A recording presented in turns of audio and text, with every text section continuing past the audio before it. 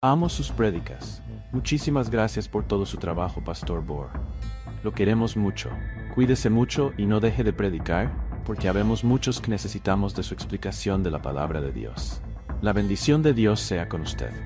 Pastor Esteban Bohr, mil gracias. Cada vez que me angustio y necesito conocer la verdad de lo que nos dice Dios en su palabra, y a través del espíritu de profecía, lo busco a usted y su enseñanza guiado por Dios. Y vuelvo a creer. Dios derrame protección divina a su alrededor y no desfallezca en seguir enseñando. Amén. Un interesante tema, donde nuestro querido Pastor Bohr da muchos detalles, un tema que hace saltar de su silla a cada adventista. Es necesario verlo varias veces para poder entenderlo y saber dónde estamos parados. Dios todavía guía a su pueblo. Alabado sea su santo nombre. Esteban Bohr no solo predica la Biblia, sino que también enciende el fuego de la fe y despierta el alma de quienes lo escuchan. En sus mensajes ofrece una advertencia clara sobre los tiempos finales, sobre la batalla entre la verdad y el engaño, recordándonos la importancia de prepararnos espiritualmente para enfrentar las pruebas venideras. Con su profundo conocimiento y pasión, Bohr guía a las personas a través de los desafíos de la fe, ayudándonos a ver la verdad y mantenernos firmes ante las tentaciones. Prepárate para escuchar y ser inspirado por el poderoso mensaje que Él nos trae.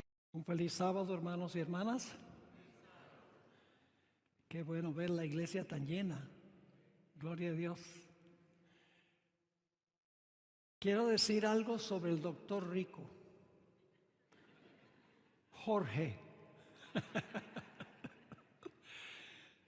Tuve el privilegio de tener al pastor Rico como alumno, creo que fue por 3 años, si no me equivoco. No le vayan a decir nada, pero fue el mejor alumno que tuve. Muy aplicado, muy investigador. Le encantaba estudiar. No puedo decir eso de todos los alumnos. Y ha sobrepasado grandemente al profesor, porque tiene 2 doctorados y a mí no me han proporcionado ninguno. He apreciado mucho al pastor Rico a través de los años, no solamente por su capacidad académica, sino por el don de gentes que tiene y la humildad que manifiesta en su vida. Verdaderamente es un amigo. Y pues tenía que devolverle la flor. Bueno, el tiempo ha transcurrido. Yo no sé a qué horas ustedes salen de aquí. Pero me dicen que después del culto tenemos la comida que perece. Parece que hay un almuerzo hoy de camaradería. Así que no se preocupen por el reloj. Voy a necesitar un poco de tiempo para trazar el tema de hoy. No siempre me tendréis con vosotros. Antes de comenzar queremos orar. Padre Celestial, gracias te damos por el gran privilegio de encontrarnos como tu pueblo, creyentes, unidos, para tributarte la honra y la gloria y la alabanza que tú te mereces. Y para escuchar tu voz hablándonos por medio de tu palabra. Rogamos, Señor, que esa palabra no regrese a ti vacía, sino que haga el impacto para la cual la enviaste. Pedimos la presencia de tu Santo Espíritu para explicarnos tu santo libro.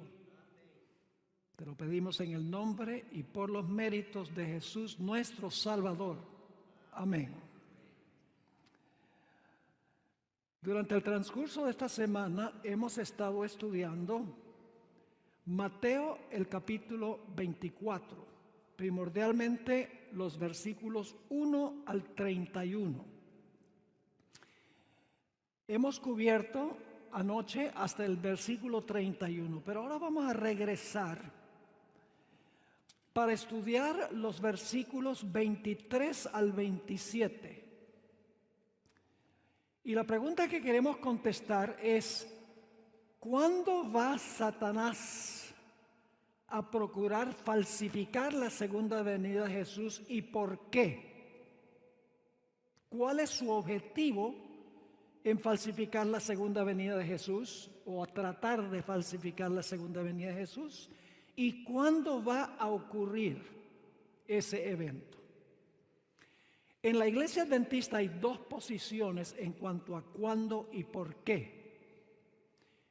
Y en años recientes se ha despertado mucho el interés y la discusión sobre este punto. Algunos creen que la simulación de la segunda venida de Jesús por Satanás va a ocurrir antes de cerrarse la puerta de la gracia. Y dicen que el propósito es unir a todo el mundo para oponerse al pueblo de Dios. Otra posición dice que la falsificación o el intento de falsificar la segunda venida de Jesús ocurre después de cerrarse la puerta de la gracia, y el propósito no es unir al mundo, sino que el propósito es engañar a los escogidos. Personalmente, yo sostengo la segunda posición, de que la simulación de la segunda venida de Jesús por Satanás ocurre después del cierre de la puerta de la gracia, y el propósito no es unir al mundo en contra del pueblo de Dios. El propósito es engañar, si fuera posible, a los escogidos. Así que vamos a mirar este asunto.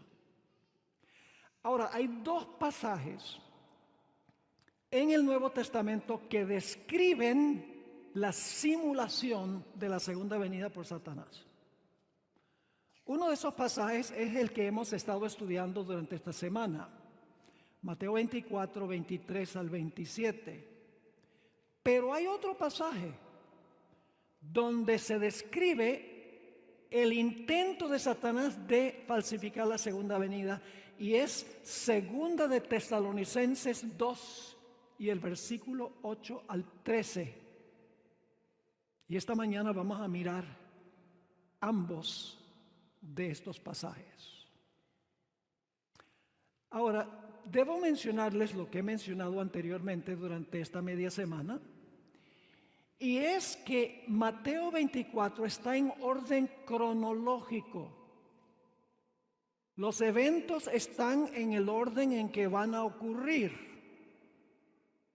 Es decir, no es como Daniel Apocalipsis, donde menciona algo y luego entonces regresa históricamente a un punto y luego va adelante a otro punto. No, Mateo 24 está en estricto orden cronológico, el orden en que van a ocurrir los eventos uno tras otro. Y el argumento principal que apunta hacia eso es el uso de una palabra, la palabra tote en griego. Se traduce 9 veces entonces. Y según los léxicos, los expertos en el idioma griego, la palabra tote significa un evento que ocurre cronológicamente después de otro. Es decir, esto y entonces esto y luego lo otro.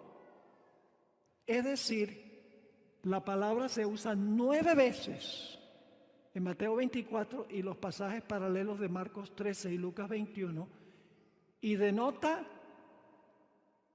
cómo van a ocurrir los eventos finales en su orden. Es interesante que la palabra tote aparece 160 veces en el Nuevo Testamento, y 90 de esas 160 están en Mateo. Y sin excepción, las 90 veces que aparece la palabra tote en el Evangelio según San Mateo, se refiere a un evento que ocurre después de otro. Sin excepción. Así que la palabra tote es uno de los argumentos más poderosos de que la falsificación de la segunda venida por Satanás va a ser después del cierre de la gracia. Porque el versículo 21 de Mateo habla de la gran tribulación. Y luego, versículo 21 y 22, y luego el versículo 23 al 27 habla de la falsificación de la segunda venida por Satanás. Es decir, que la falsificación viene durante la gran tribulación. ¿Y cómo sabemos que la gran tribulación ocurre después del cierre de la gracia? Como les mencioné durante el transcurso de la media semana, la palabra tribulación aparece 2 veces en Mateo 24. La primera vez aparece en el versículo 9, a donde aparece sin calificativo. Sencillamente dice: tendréis tribulación, o seréis aborrecidos por todas las naciones. Algunos de vosotros matarán. Tiene que ser antes de cerrarse la puerta de la gracia, porque después de cerrarse la puerta no va a haber mártires. Así que la palabra tribulación en el versículo 9 describe el tiempo de angustia previo, un corto tiempo de angustia antes de cerrarse la puerta de la gracia. Pero cuando uno llega al versículo 21, ya no habla de tribulación sin calificativo, sino gran tribulación. Y dice en el versículo 22 que no ha habido ni habrá una tribulación peor que esa. Es la peor tribulación desde la creación, dice ahí en Mateo 24, 21 y 22. Dice: ay de las que crían niños y de las que están embarazadas durante ese tiempo. Es decir, la gran tribulación es el gran tiempo de angustia, el tiempo de angustia de Jacob. Ahora vamos a leer Mateo 24 y el versículo 21 y 22, y luego vamos a leer 2 pasajes paralelos. Mateo 24, 21 y 22. Porque habrá entonces, ahí está la palabra tote, porque habrá entonces gran tribulación, cual no la ha habido desde el principio del mundo hasta ahora, ni habrá. Y fíjense cuán terrible va a ser. Y si aquellos días no fuesen acortados, nadie sería salvo. Mas por causa de los escogidos, aquellos días serán acortados, porque los escogidos van a ser librados del tiempo de angustia. Ahora, hay otro texto que tiene los mismos elementos. Fíjense que tiene 3 elementos. Uno dice: es la tribulación peor que jamás haya habido. Tribulación, grande tribulación, la peor de la historia, y los escogidos van a ser librados. Ahora vamos al libro de Jeremías, capítulos 30, y vamos a leer el versículo 7 para ver si tenemos los mismos elementos. En Jeremías 30 y el versículo 7 está hablando del tiempo de angustia de Jacob. Yo pregunto, ¿el tiempo de angustia de Jacob es antes o después de cerrarse la puerta de la gracia? Después. Lean nada más el capítulo sobre el tiempo de angustia en el conflicto de los siglos. Piensa lo que dice allí. Jeremías 37. Cuán grande es aquel día. Tanto que no hay otro semejante a él. ¿Encontramos eso en Mateo 24? Un tiempo de angustia que no tiene semejante, ya lo vimos. Tiempo de angustia. Esta es la tribulación. Tiempo de angustia. ¿Para quién? Para Jacob. Pero de ella será ¿qué? Librado. Fíjense los mismos elementos. Se usa la palabra grande para hablar de la angustia de Jacob. Dice que no ha habido un tiempo de angustia como este antes. Y dice que los fieles de Dios serán librados. Los mismos elementos de Mateo 24, 21 y 22. Ahora hay otro versículo que también tiene los mismos 3 elementos. Daniel 12 y el versículo 1. Daniel 12 y el versículo 1. Y el contexto es, si leen al final del capítulo 11, van a ver que una entidad que se llama Rey del Norte, que es símbolo del papado, va a salir con la intención de destruir y aniquilar a los fieles de Dios. Y cuando parece que el Rey del Norte está por destruir al pueblo de Dios, sucede lo que dice el versículo 1 del capítulo 12. En aquel tiempo se levantará Miguel. ¿Quién es Miguel? El Miguel es el nombre que se le da a Jesús. Significa quién es como Dios. ¿Qué significa que Miguel se levanta? Esto lo mencioné anoche. Es una palabra que significa que Jesús comienza a gobernar sobre su pueblo. No en la tierra. Jesús recibe su reino en el cielo antes de venir a reclamarlo en la tierra. Legalmente en el cielo se hace el juicio investigador, y el propósito del juicio investigador antes de la segunda venida es Dios demostrar quiénes son súbditos de su reino. Y cuando termina el juicio, el reino de Cristo está completo, porque ya se ha demostrado quiénes son súbditos de su reino. Así que cuando dice se levantará Miguel, significa que Jesús va a comenzar a reinar, porque el juicio investigador ha demostrado quiénes son miembros de su reino. Su reino está completo, en otras palabras. Estaba hablando del cierre de la gracia. En aquel tiempo se levantará Miguel. ¿Y por qué se va a levantar? El gran príncipe que está de parte de los hijos de tu pueblo. Y ahora escuchen, ¿y será qué cosa? Tiempo de angustia. ¿Ya vimos eso en los versículos anteriores? Tiempo de angustia. ¿Cuál nunca fue desde que hubo gente hasta entonces? ¿Vimos eso en Jeremías y en Mateo? Sí. Y ahora viene el tercer elemento. Pero en aquel tiempo, ¿será qué? Libertado tu pueblo, todos los que se hallen escritos en el libro. Los mismos elementos en los tres pasajes. Mateo 24, 21 y 22. Jeremías 30 y el versículo 7. Volveremos a ese versículo más adelante. Y Daniel, el capítulo 12 y el versículo 1.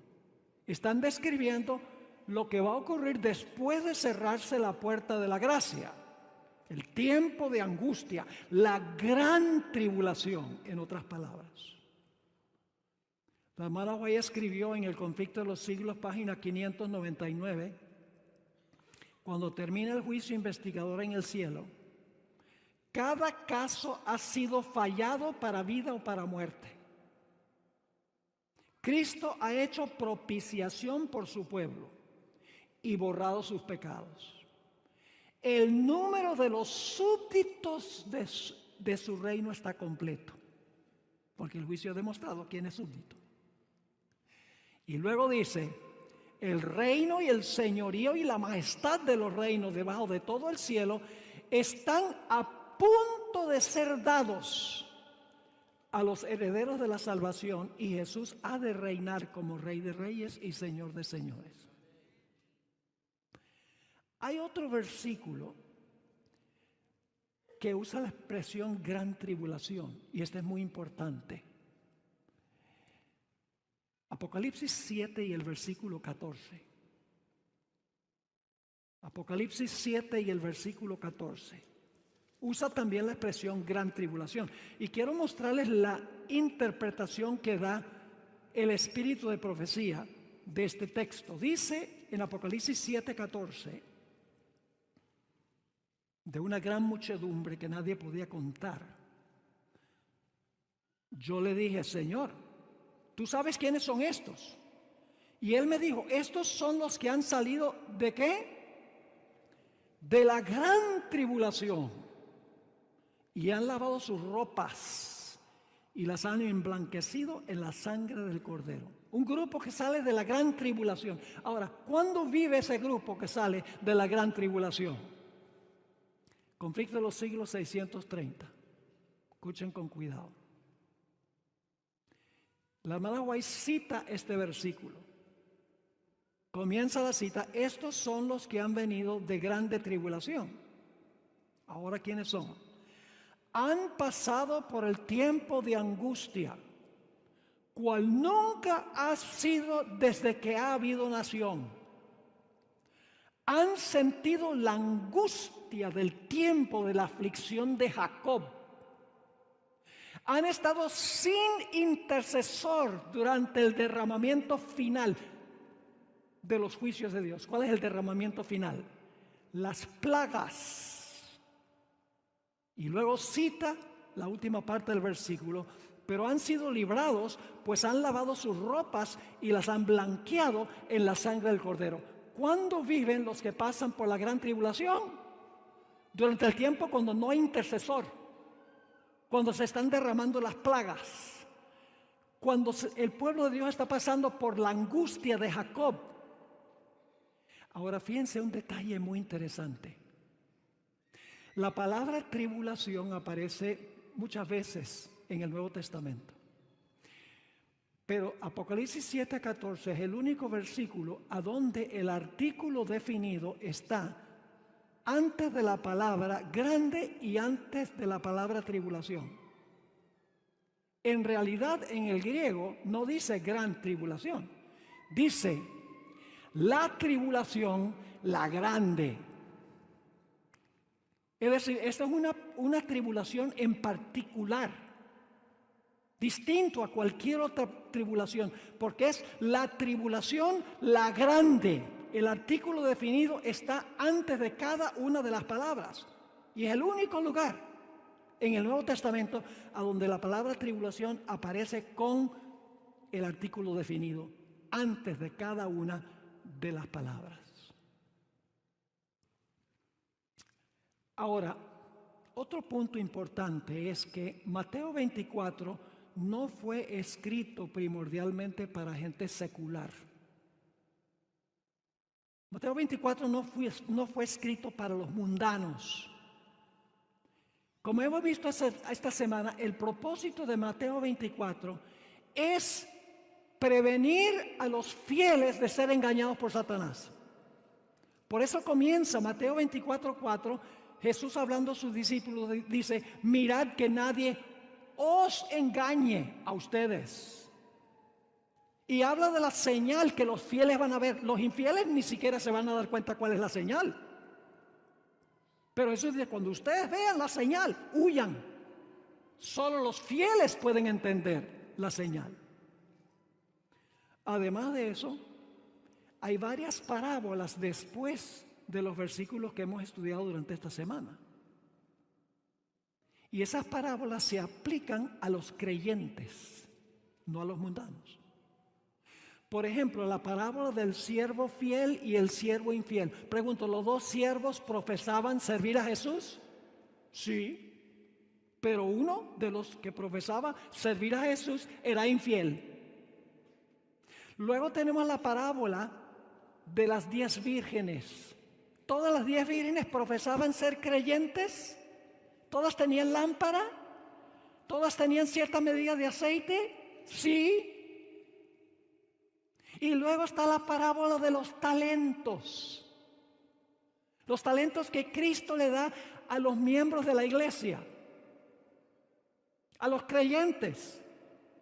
Algunos usan los talentos que Dios le dio, otros lo entierran.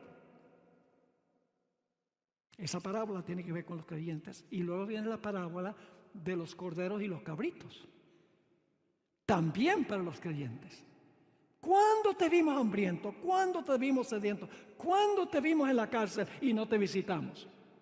Eran creyentes, pero sin piedad práctica.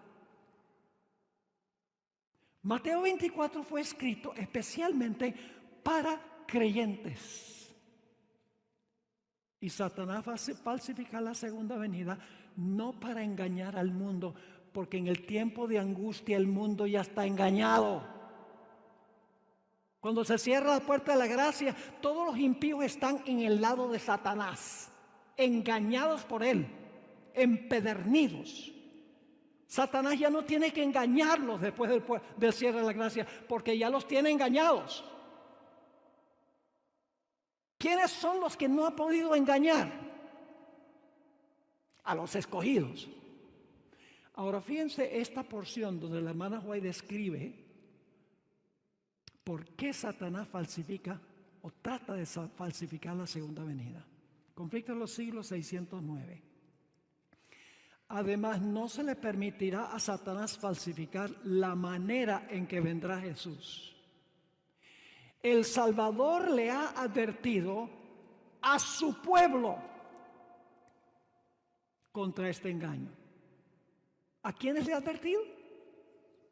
A su pueblo contra este engaño. Y predijo claramente cómo será su segundo advenimiento. Y luego cita Mateo 24. Porque se levantarán falsos cristos y falsos profetas y darán señales grandes y prodigios, de tal manera que engañarán, si es posible, aún a los mundanos. ¿A quiénes? Aún a los escogidos. El propósito de Satanás es engañar a los escogidos, no unir al mundo. ¿Saben lo que va a unir al mundo? Los desastres. Esto lo estudiamos. Cuando las cosas se pongan bien mal, y ustedes piensan que están mal ahora, no han visto nada. En Mateo 24, 6 y 7 dice, guerras y rumores de guerras, nación contra nación, reino contra reino, pestilencias, hambres, terremotos, alborotos en la sociedad. La hermana White dice que estos desastres serán cada vez más frecuentes y desastrosos. Y luego dice que para salvar al planeta, el mundo se va a unir. No es la ley dominical la que une el mundo, son los desastres. Y lo que se está hablando ahora del cambio climático, yo no soy sensacionalista, yo no saco de los periódicos toda cosita y le hago una aplicación, pero en Mateo 24 dice claramente que cuando los desastres vengan en la sociedad y en la naturaleza, el siguiente versículo dice, viene la persecución contra el pueblo de Dios. Ese es el objetivo final de Satanás. Es causar todos estos desastres para que finalmente digan, al menos que nos unamos, la civilización va a desaparecer. Eso es lo que va a unir al mundo, no la ley dominical. Sigue la cita. Porque se levantarán falsos cristos, falsos profetas, darán señales grandes y prodigios, de tal manera que engañarán, si es posible, aún a los escogidos. Así que si os dijeren, Jesús está hablando a sus discípulos, si os dijeren, he aquí, en el desierto está, no salgáis, he aquí en las cámaras, no creáis, porque como el relámpago que sale del oriente y se muestra hasta el occidente, así será también la venida del Hijo del Hombre. Está citando Mateo 24. Ahora vamos al otro pasaje que habla de la falsificación y luego vamos a regresar a Mateo 24. Segunda de Tesalonicenses, el capítulo 2. Segunda de Tesalonicenses, el capítulo 2. Ahora, yo estoy tratando de sintetizar 160 páginas en un sermón de 1 hora. Porque yo escribí todo esto recientemente para el congreso anual que nosotros tenemos del ministerio. Así que estoy solamente dando los puntales. Si ustedes quieren, está en inglés, estoy en el proceso de traducirlo, pero si ustedes leen inglés y quieren una copia, denme su correo electrónico, yo les mando las 160 páginas que he escrito, donde está todo ampliado, no solamente los puntales que estoy presentando acá. Los primeros 7 versículos de 2 de Tesalonicenses 2 están hablando del papado, que se sienta en el templo de Dios haciéndose parecer Dios. Los primeros 7 versículos se aplican al sistema papal, el hombre de pecado. Pero luego, en el versículo 7 dice que uno que detiene es quitado del medio. Y entonces se manifiesta Satanás falsificando la segunda venida. Así que los versículos 1 a 7 está hablando del sistema papal. A partir del versículo 8, ahora va a hablar de Satanás falsificando la segunda venida. Y ustedes dicen, ¿cómo sabemos eso? Pues tenemos que leer 2 de Tesalonicenses, el capítulo 2 y el versículo 8 al 12. Pero antes de eso, déjenme leerles una cita del Espíritu de Profecía. Primero escritos, página 280. Yo pregunto, ¿qué es lo que detiene que este mundo pierda completamente el control? ¿Qué es lo que detiene? ¿Qué es lo que impide que el mundo esté completamente fuera de control? El Espíritu Santo. Los ángeles que retienen los vientos, ¿sí o no? ¿Qué va a pasar cuando se cierra la puerta de la gracia? El Espíritu Santo que restringe no va a restringir más. Va a ser quitado del medio. Y entonces viene el caos. Y el versículo 7 dice que uno que detiene va a ser quitado del medio, que es el Espíritu Santo. Y luego entonces viene el intento de Satanás de falsificar la segunda venida. Noten lo que dice el Espíritu de Profecía, primeros escritos, página 280. Mientras Jesús estuvo parado entre Dios y el pecador, la gente tuvo un freno. La hermana White usa la palabra restraint. Estaba restringido. Pero cuando dejó de estar entre el hombre y el Padre, que es el cierre de la gracia, el freno fue quitado. El que detiene, el Espíritu Santo que detiene, es quitado. Y luego dice, y Satanás tuvo completo dominio sobre los finalmente impenitentes. Satanás ahora no tiene total control sobre los impenitentes. Pero cuando se quita el freno, cuando se retira el Espíritu Santo que restringe ahora, la hermana White dice que habrá una escena de contienda que la pluma más fértil no puede describir. Imagínense un mundo, hermanos y hermanas, donde Satanás tiene total control sobre los impenitentes. No podemos imaginar cómo va a ser. Así que los versículos 8 al 12 están hablando de cuando se ha quitado el que te tiene, el Espíritu Santo que restringe, que impide que Satanás tenga total control. Y entonces viene la falsificación de Satanás. Noten el versículo 8. Y entonces, ¿a que no adivinan qué palabra griega es esa? Tote. Primero 7 versículos, el sistema papal. Y luego dice, entonces, lo próximo que viene, se manifestará. Ahora voy a ir despacio aquí porque hay muchos conceptos que hay que compartir. Se manifestará. Esa palabra manifestará se usa en 2 Tesalonicenses 1:7 para describir la segunda venida de Jesús. La mismita palabra se usa para la segunda venida de Jesús. Solo que aquí está hablando ¿de quién? De Satanás. Y entonces se manifestará en la palabra apocalipto, o apocalipto mejor. ¿Y quién se va a manifestar? Aquel inicuo. ¿Quién es ese? Satanás. La palabra inicuo no es una buena traducción. Es la mismita palabra que se traduce en 1 Juan 3:4, transgresión de la ley. Es decir, se va a manifestar una palabra que se usa también para la segunda venida de Jesús. Entonces se manifestará aquel transgresor de la ley. ¿Quién es ese? Satanás. A quien el Señor consumirá con el espíritu de su boca y destruirá con el resplandor de su venida. Ahora es interesante, la palabra venida allí es la palabra parusía. También se usa para la segunda venida de Jesús. Y eso es importante, porque luego en el siguiente versículo dice, aquel inicuo cuya parusía es por obra de Satanás. Va a ser destruido a la parucía de Jesús, pero dice que el inicuo también tiene su ¿qué? También tiene su parucía antes que sea destruido.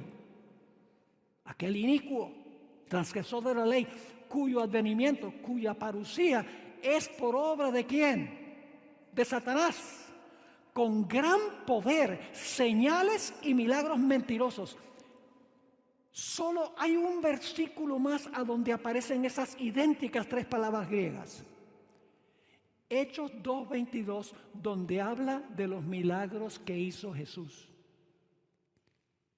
Es decir, que el inicuo va a hacer las señales que hizo Jesús mientras estuvo en la tierra.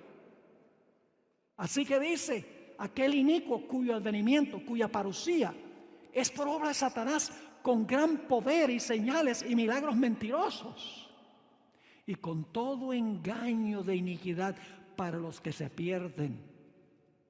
¿Y por qué se pierden? Por cuanto no recibieron. ¿En qué tiempo está ese verbo? ¿En qué tiempo? Pasado, muy bien. Por cuanto no recibieron el amor de la verdad para ser ¿qué? Salvos. Y por esto, por no haber recibido el amor de la verdad, por eso, ¿qué va a hacer Dios? Dios les envía un poder engañoso.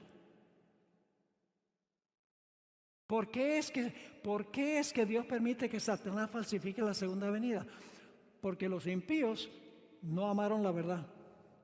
No aceptaron el mensaje del fuerte clamor bajo el poder de la lluvia tardía. Por eso, kai diatuto en griego, porque no recibieron el amor de la verdad, Dios les va a enviar un poder engañoso. No significa que Dios lo hace, sino que Dios lo permite. Para que crean la mentira. Eso es importante, tiene el artículo definido. La mentira, a fin de que sean condenados todos los que no creyeron a la verdad, sino que se complacieron en la injusticia. Ahora, permítame resumir los puntos principales de este pasaje. En primer lugar, el uso de la palabra tote significa que la falsificación de Satanás viene después que el papado se levanta al poder. En segundo lugar, a Satanás se le describe como el transgresor de la ley, que significa que de alguna manera está promoviendo la transgresión de la ley. Y en este caso, ¿cuál mandamiento especialmente? El 4º mandamiento del sábado. Además, se usan 2 palabras que se usan para la segunda venida para describir la falsa venida de Satanás. La palabra parusía y la palabra apocalipto, de donde viene la palabra apocalipsis. Además de eso, va a duplicar los milagros que hizo Jesús. Las mismas 3 palabras se usan.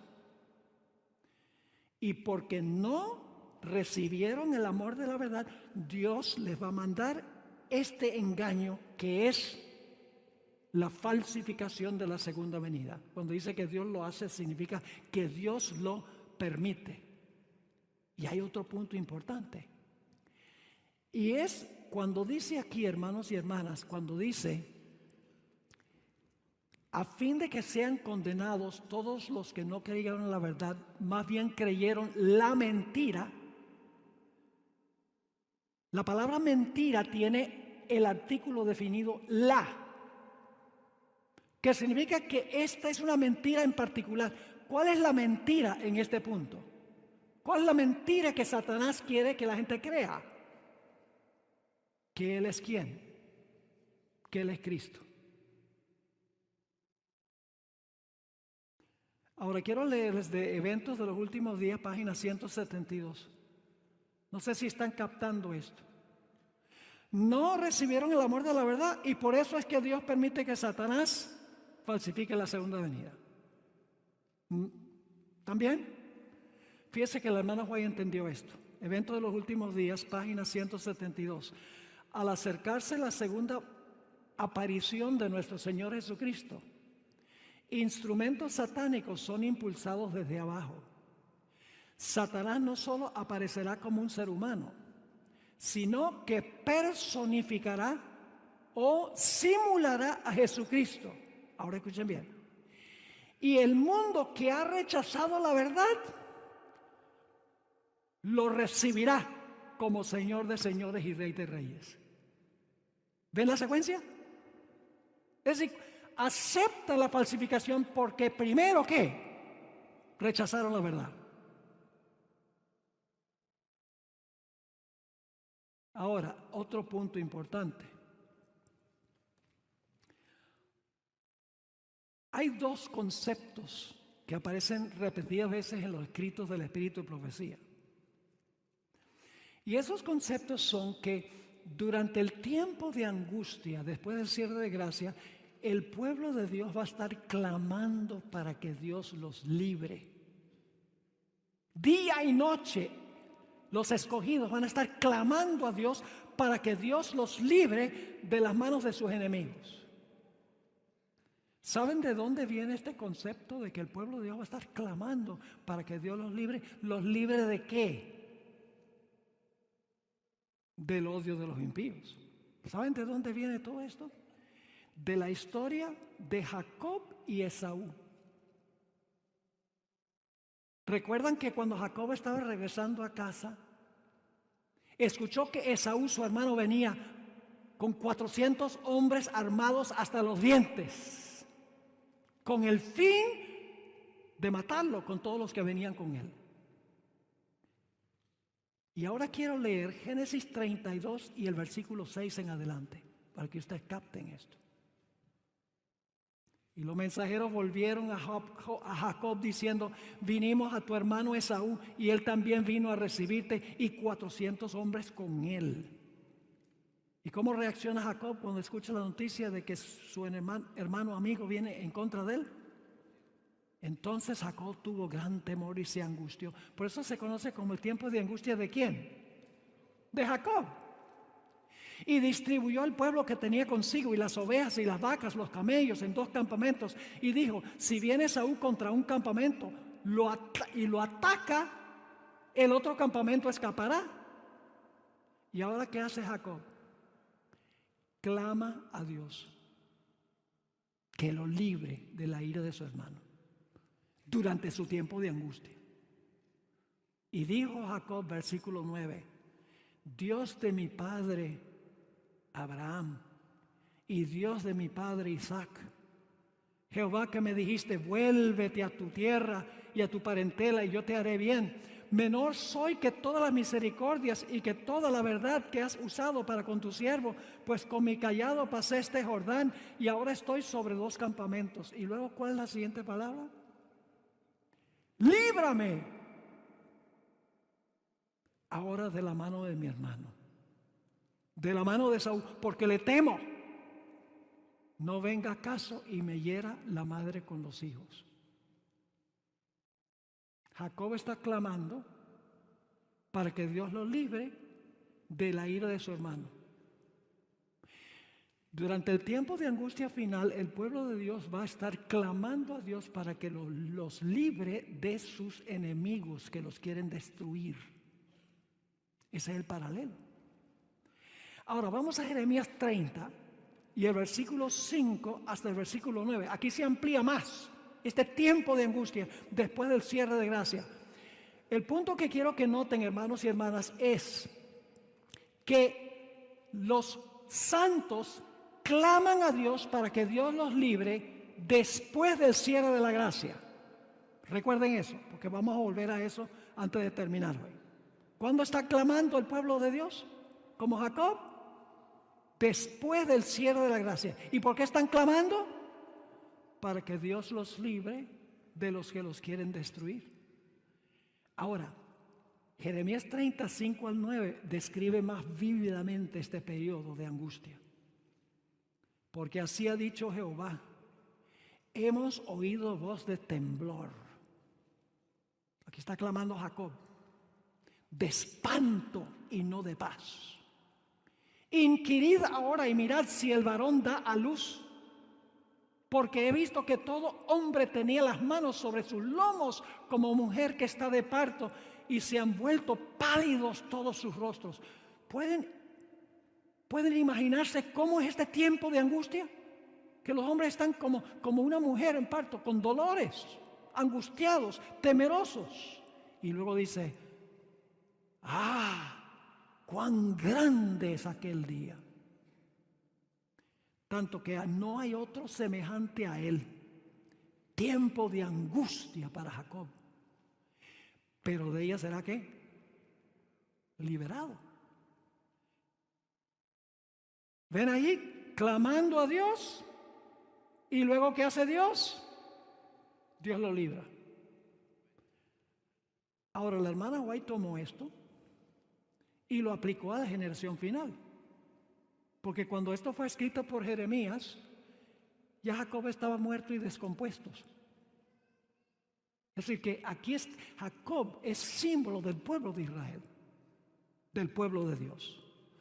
Fíjense lo que Elena White escribió en la página 36 de Primeros Escritos. Vi que los 4 ángeles iban a retener los vientos. Eso es lo que retiene. Mientras no estuviese terminada la obra de Jesús en el santuario. Y que entonces caerían las 7 postreras plagas. Las plagas enfurecieron a los malvados contra los justos. Esaú contra Jacob, el simbolismo. Pues los primeros pensaron que habíamos atraído los juicios de Dios sobre ellos y que si podían raernos de la tierra, las plagas se detendrían. Se promulgó un decreto para matar a los santos. Eso es después del cierre de la gracia. Ahora, ¿qué pasó cuando se proclamó el decreto? Lo cual los hizo clamar día y noche por su liberación. ¿Cuándo es que el pueblo de Dios clama? ¿Antes o después del tiempo de angustia? ¿Antes o después del cierre de gracia? Después. Y luego ella explica, este fue el tiempo de angustia de Jacob. Entonces todos los santos clamaron en angustia de espíritu y fueron libertados por la voz de Dios. Recuerden que el contexto de clamar y de ser librados es el tiempo de angustia de Jacob después del cierre de la gracia. Muy importante eso. En otra cita que encontramos en 1 Escritos 4:27, debe ser 3:27. Fíjense la cantidad de veces que la hermana White usa la palabra librar. El tiempo de angustia fue una hora de tremenda y terrible agonía para los santos. De día y de noche clamaban a Dios para que los librara. A juzgar por las apariencias, no había posibilidad de escapar. Los impíos ya habían comenzado a triunfar y exclamaban, ¿por qué no os libra Dios de nuestras manos? ¿Por qué no os levantáis y salváis vuestra vida? Pero los santos no los escucharon. Como Jacob estaban luchando con Dios. Los ángeles anhelaban librarlos, pero debían esperar un poco más. El pueblo de Dios debía beber el cáliz y ser bautizado con el bautismo. Los ángeles, fieles a su misión, siguieron velando. Dios no iba a permitir que su nombre fuera deshonrado entre los paganos. Ya casi había llegado el tiempo cuando iba a manifestar Dios su formidable poder para librar gloriosamente a sus santos. Para honra de su nombre, iba a librar a todos los que habían esperado pacientemente y cuyos nombres estaban escritos en el libro. Durante este tiempo es que se cumple la parábola de la viuda persistente. ¿Recuerdan la parábola de la viuda persistente? Donde una viuda, el enemigo, el adversario le había quitado todo. La había dejado en la calle. Y ella fue a un juez y le clamó al juez, le dijo, hazme justicia. Y por un tiempo, ¿qué hizo el juez? El juez no se demoró. No le hizo justicia. Pero finalmente le hizo justicia, ¿sí o no? Sí. Esta parábola se aplica a este periodo después del cierre de la gracia. Quiero leerles cómo la hermana Joya explica, porque ustedes miran el contexto de esta parábola. Inmediatamente antes de la parábola, Jesús dice, como en los días de Noé, así será la venida del Hijo del Hombre. Como fue en los días de Lot, así será la venida del Hijo del Hombre. Así viene inmediatamente antes de comenzar la parábola. Y al final de la parábola termina cuando venga el Hijo